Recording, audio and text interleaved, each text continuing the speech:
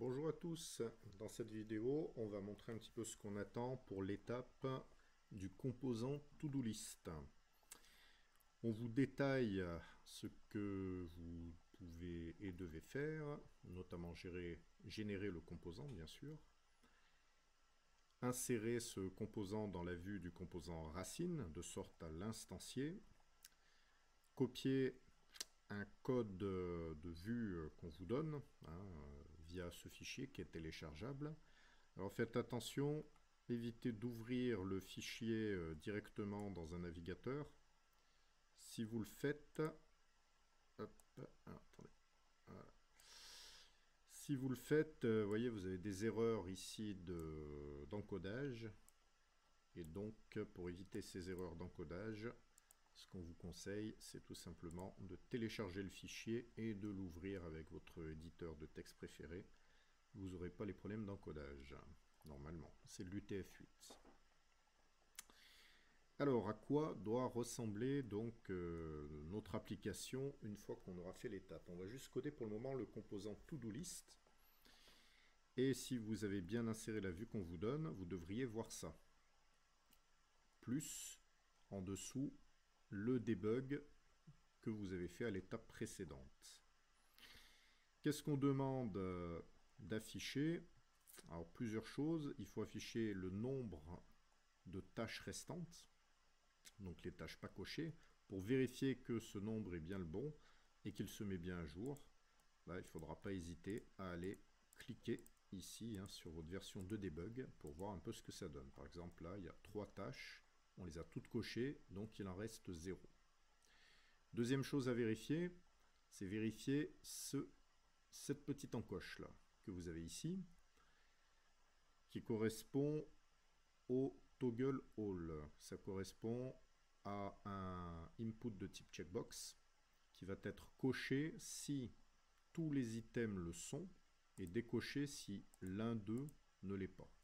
Il suffit que l'un d'eux ne le soit pas et il est décoché. Là, on va vérifier donc que tout ça c'est coché à chaque fois. Et puis, il faut pouvoir gérer le sens inverse, c'est-à-dire que si je clique dessus, alors ça décoche tout ou ça recoche tout en fonction de l'étape précédente. Ici, il faudra faire attention, cette balise là dans la vue qu'on vous donne, elle est un petit peu particulière, donc là je vais l'éditer ici. Voilà. Ça se trouve à cet endroit et il y a 2 balises en fait qui sont à considérer pour bien gérer ça. Il y a la balise input toggle all qui va être utilisée, cette balise, pour représenter l'état coché ou décoché. Donc là, c'est là où vous allez faire un binding sur le ngModel.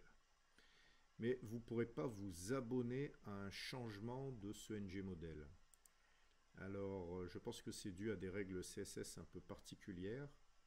Pour être capable de s'abonner au clic, ici, en fait, vous devrez vous abonner au clic sur le label qui est là. Ce label s'applique à toggle all. Et donc, en fait, c'est le label là qui recevra le clic.